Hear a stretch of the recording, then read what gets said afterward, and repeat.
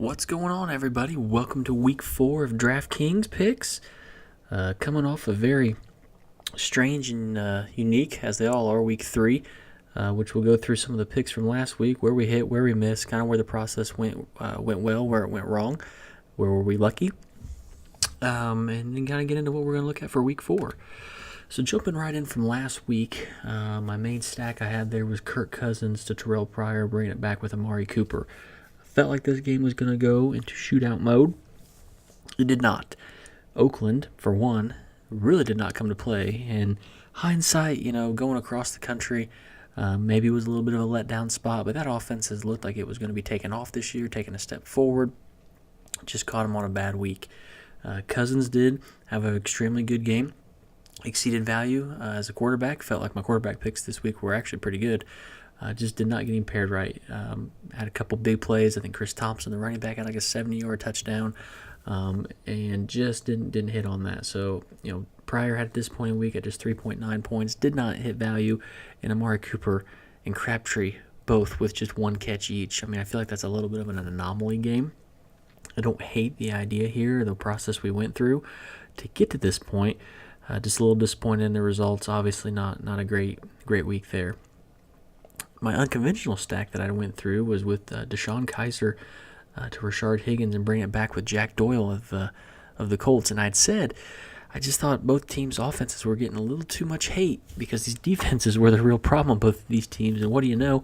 This game turned into a little bit of a shootout. Kaiser actually had a great game. 25.08 points, had a rushing touchdown, I mentioned, had 5 rushing attempts in the other 2 games prior to this. Gets into the box this week with a rushing touchdown. Again, held his floor up, felt like it went really well. Higgins just wasn't as much of a part of the offense as I was expecting. Kenny Britt, reports were coming out that he was kind of in the doghouse. He catches a touchdown here. Like I said, Kaiser runs for one. Just didn't funnel the targets to Higgins like I thought they might. And Jack Doyle, I really don't hate this play.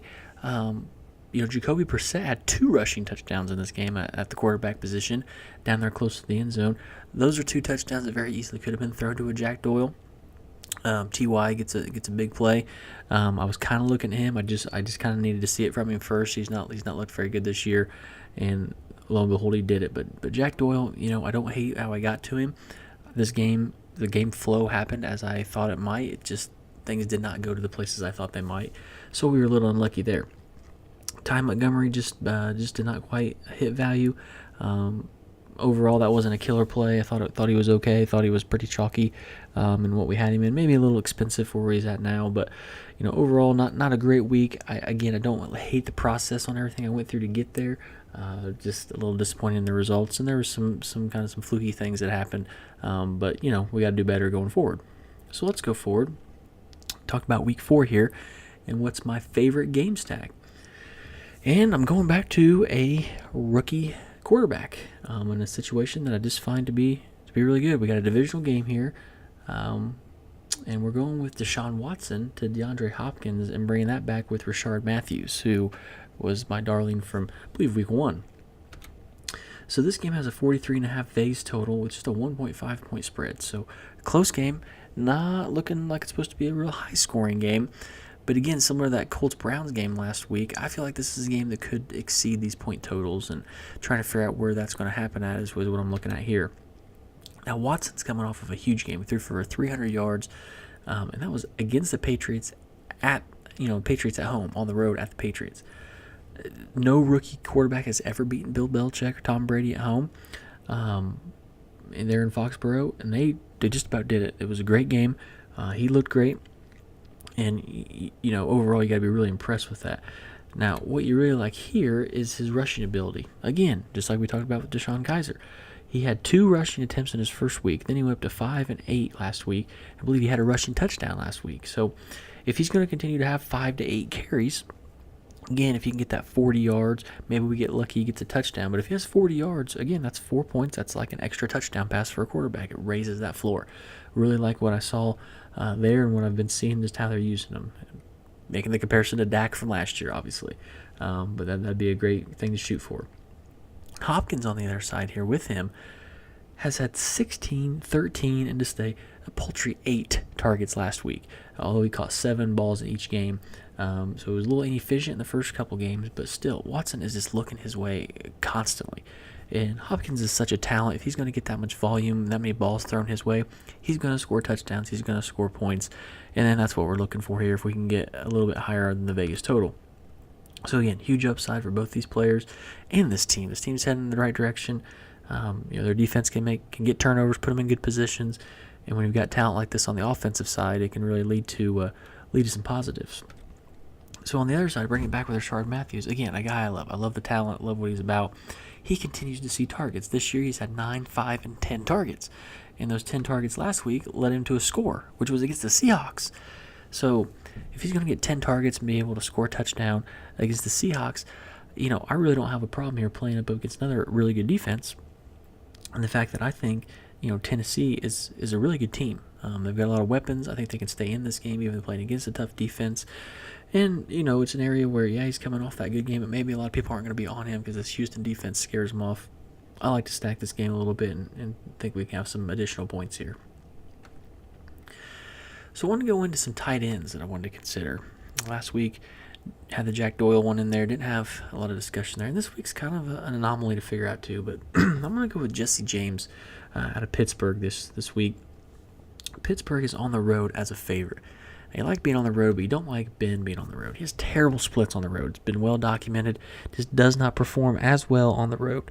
It's hard to explain. He's a great player. You have great offensive weapons, but it just is a thing. However, Baltimore has given up the most fantasy points to the tight end position all of this year. They already have 4 touchdowns they've given away in 3 weeks. So I'm just thinking if Ben's going to be struggling, he may have to check down, look for a guy like Jesse James. And obviously Baltimore has been friendly to that position. And he does have at least 4 targets in every game. He had 2 touchdowns week 1, was a huge coming out this year. Again, still has had 4 targets in every game, at least since then. Hasn't had the big production, but is capable of that. So I don't hate this play. I think this is a good spot to look for, even with Ben's issues on the road. And again, I'm going back to Cameron Brate here this week. He's my old friend from week 2, and he's at home against the Giants. Now, what's the significance there? The Giants have given up the 4th most points to the tight end position. And in there, they've actually given up the most receptions and 3 touchdowns already, only second to Baltimore in terms of touchdowns given up. So just like the situation, they've raised Cameron Brate's price up a little bit. He had a touchdown last week, started playing really well. Again, I've been high on that Buccaneers offense. I think this is a good spot with the Giants, the Bucs going up against each other. I think we could have some fantasy goodness here, and I'm just looking at Cameron Brate as an option for that. Finally, a running back smash play, just a play that I think is probably going to be pretty well owned, but it's hard for me to ignore, and that's LaShawn McCoy. We got a 48.5 point Vegas total with an 8-point spread. They're actually the underdog. You don't like a road underdog for the running back position normally. I just don't like to play that. I'm still a little nervous about it, but I think it's a smash spot. Pass catching running backs in those situations, as you break down those road running backs who have been underdogs, have fared much better. Just because normally you don't want to play a running back on the road who's an underdog, because if they get behind, they're going to pass. Won't be as many rushing attempts. But McCoy is a pass-catching running back. And Atlanta is very poor against pass-catching backs. Just think of the first 3 weeks. Week 1, Tariq Cohen for Chicago, his breakout huge game. That was against Atlanta. Ty Montgomery in week 2 from Green Bay. That was like a smash play, a really highly owned play, and he came through, had 2 touchdowns. And last week, if you combine both Lions running backs, they had like 7 catches. So Atlanta's given up a lot of production to pass-catching running backs, and here comes LaShawn McCoy. McCoy's had 6, 7, and 7 targets this season. Talk about consistent. I believe he's caught 6 or 7 balls in every game. He is getting targets, he's catching them, and he's making do with that. There's been a lot of reports that he may end up being a leading receiver for this team at the end of the year. So here he comes in. Again, they're on the road, but he gets a defense that gives up a lot of points to his position. And it's really a bounce-back spot, because LaShawn has had 2 tough games in a row, 2 tough defenses he's faced. People may not be on him, A, for this road dog running back situation, and B, because his box score doesn't look great. Perfect time to pounce.